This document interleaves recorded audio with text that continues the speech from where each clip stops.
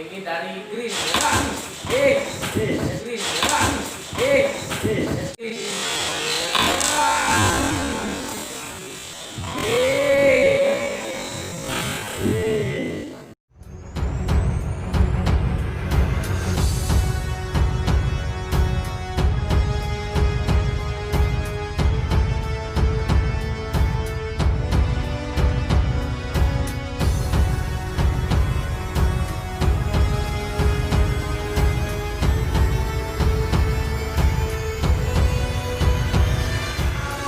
Warahmatullahi wabarakatuh. Ya teman-teman, jumpa lagi dengan saya Dekano Dipol Fatur dan Muhammad Farhan Dila di channel Penjelajah Alam. Nah teman-teman, kali ini kita kembali berada di Reptile Corp teman-teman. Nih, kita kembali batu-batu di sini lagi teman-teman.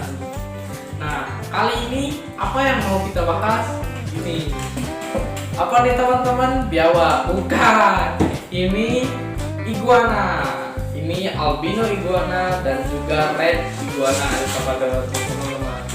Nah teman-teman, kemarin kan kita sudah pernah bahas pasal jenis dan tempat hidupnya teman-teman. Kali ini kita bakal berbagi tips buat gimana sih merawat si iguana teman-teman. Iguana ini sendiri berasal dari Amerika Utara, bagian El Salvador dan Colombia teman-teman. Nah jadi kita kali ini mau kasih makan iguana sesuai dengan makanannya.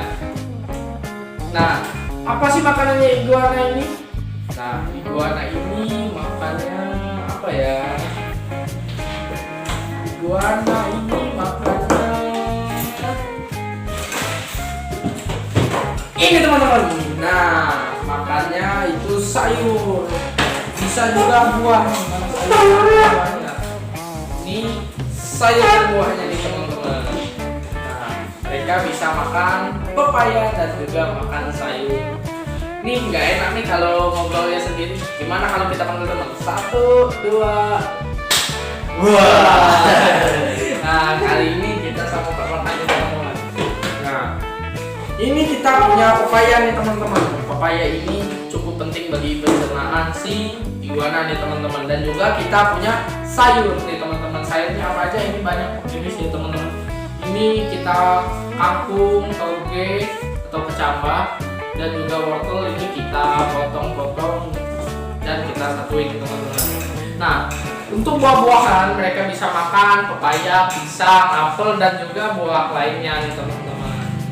Nah boleh kita perkenalkan ya, ini namanya siapa? Nah teman-teman, ini Red El Salvador, namanya Arni teman-teman. Halo, ini albino green Colombia. Nah teman-teman, jadi dia berasal dari Colombia nih teman-teman. Ini belum dikasih nama nih teman-teman. Yang satunya itu ada yang kecil, albino yang kecil itu namanya Jason teman-teman. Ini belum kayaknya dikasih nama. Nah teman-teman, bagi iguana ini sendiri makannya itu kalau di sini 2 kali sehari ya kak ya? 2 kali sehari. Itu kapan aja tuh kak makannya 2 kali sehari itu kak? Setiap pagi dan sore. Nah, kalau pagi itu kapan kak? Pagi itu sekitar jam 9 sampai jam 10-an. Kalau sorenya? Jam 4 sampai jam 5. Nah, teman-teman, jadi kalau di sini itu dikasih makan jam 8 sampai jam 9 dan juga jam 4 sampai jam 5 sore nih teman-teman. Nah iguana ini sendiri perlu nggak kak untuk dijemur kak? Sangat perlu itu. Nah iguana itu sangat perlu dijemur. Kenapa mereka perlu dijemur kak? Karena untuk mencerna kalsium yang ada di dalam tubuh. Iya nih teman-teman, untuk membantu pencernaan kalsium dan juga makanan di perutnya nih teman-teman. Karena reptil ini sendiri cukup sulit untuk mencerna makanan di perut mereka nih teman-teman. Nah teman-teman, untuk iguana ini sendiri biasanya dipelihara di bagian outdoor ya kak ya? Iya. Banyak yang pelihara di bagian outdoor, di luar teman-teman. Itu cukup bagus kalau memang dirawat nih teman-teman. Kalau tidak terawat jadinya jelek ya kak ya? Jadinya bukan jelek sih teman-teman. Gak boleh menghina ciptaan Tuhan ya, tapi warnanya memudar nih teman-teman, kurang bagus. Nah kalau buat kandang indoor, kita di sendiri juga punya outdoor dan indoor nih teman-teman. Nah kalau buat kandang indoor yuk kak, kita lihatin kak gimana sih kandang indoor bagi si iguana nih teman-teman. Nah ayo kak. Nih, kita liatin gimana kandang indoor bagi si iguana. Nah ini teman-teman, ini kandang indoor bagi si iguana nih teman-teman. Kita pakai kaca biar bisa di display ya teman-teman, bisa dilihat. Dan tentunya di belakang pakai ram kawat biar mereka bisa manjat. Ditambah juga ranting-ranting teman-teman. Buat apa ada ranting dan ram kawat teman-teman? Ranting dan ram kawat ini berfungsi bagi tempat mereka nangkring atau manjat-manjat ya teman-teman. Karena kalau nggak ada ranting ataupun ram kawat ini teman-teman, mereka bisa patah di bagian kuku ya teman-teman, karena nggak ada tempat buat manjat. Karena mereka ini sendiri binatang arboreal atau yang hidup di atas pohon ya teman-teman. Jadi mereka ini kesehariannya manjat-manjat ya teman-teman. Nah bagi kalian yang pengen kandang gini bisa pesen di Reptile Corp, DM aja tuh IG-nya Reptile Corp. Nah bagi kalian yang nggak punya dana bisa buat kandang kayak gini nih teman-teman. Kandang kayak gini nih dari aluminium, baja ringan bisa, sama ram kawat nih teman-teman. Nah ini juga bisa. Yang penting kan mereka nih kayak gini teman-teman, kan kukunya keluar kalau mereka manjat. Kalau kaca itu nggak bisa. Jadi ini juga bagus. Jadi nggak ini ya, nggak buat kuku mereka patah. Tapi kalau buat kontes kayaknya bagusan ini teman-teman, karena ini kan bisa kena spike-nya, bisa merusak juga. Ditambah juga kayu di sini teman-teman. Nah yuk kita balik lagi ke situ, kita lihat Army sama si albino nih teman-teman. Mereka lagi duduk nih, lagi makan, habis makan. Ini si albino belum makan nih. Ini albino masih belum makan. Coba kita ini kak, ada satu lagi teman-teman, salah satu iguana kita. Jadi kita tadi itu udah sempat syuting gitu teman-teman, udah sempat ambil satu take video. Ini si iguana green column kita yang ini, si Escobar namanya teman-teman, itu berantem teman-teman sama si albino teman-teman. Ini Escobar nih, ini teman-teman. Jadi tadi sempat berkelahi gak ya di take pertama teman-teman. Mau lihat gimana keseruan mereka berkelahi? Gini nih teman-teman, iguana nih teman-teman, ini dari green. Kok kabur kamu?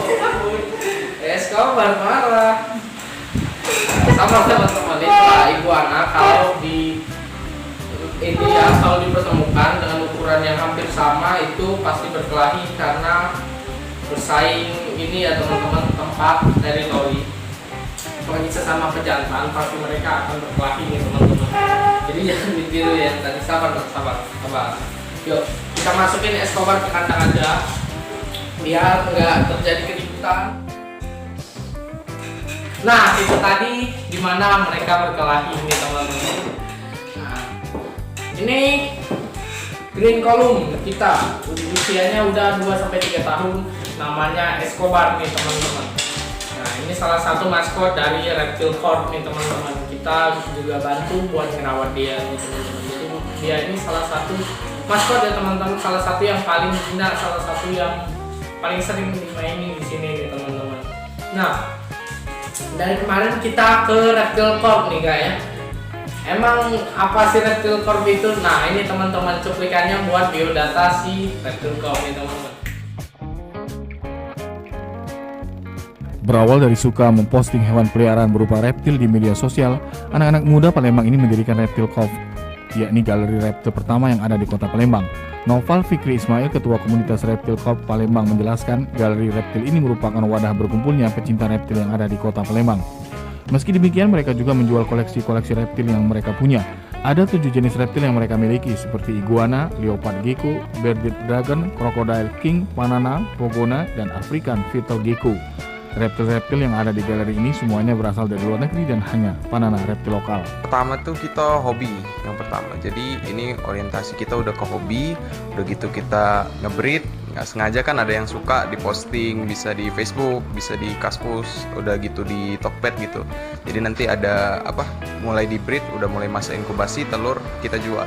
Kalau di sini kurang lebih baru 7 jenis, kurang lebih baru 7 jenis itu, tapi bukan morphnya ya. Jadi spesiesnya baru ada 7 spesies. Kalau morphnya itu sangat banyak, ratusan. Harga jual reptil ini beragam tergantung jenis dan ukuran reptil itu sendiri.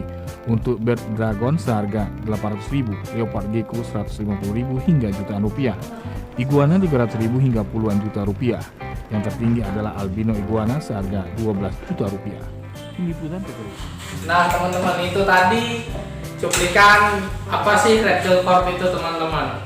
Nah jadi mereka itu punya iguana, punya blue tongue skink atau panana kayak blue tongue skink itu asli Indonesia teman-teman. Mungkin next video kita bakal bahas pasal blue tongue skink nih teman-teman. Punya juga red Argentine Taboo dan Gecko kemarin yang sudah kita bahas nih teman-teman.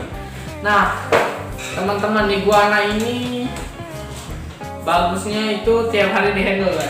Ya. Yo, karakternya bakal bagus. Kak, ini punya nggak kak kira-kira yang tiap hari kakak handle di sini? Yang kakak rawat di sini? Iguana yang mana nih kak? Oh, yang ini.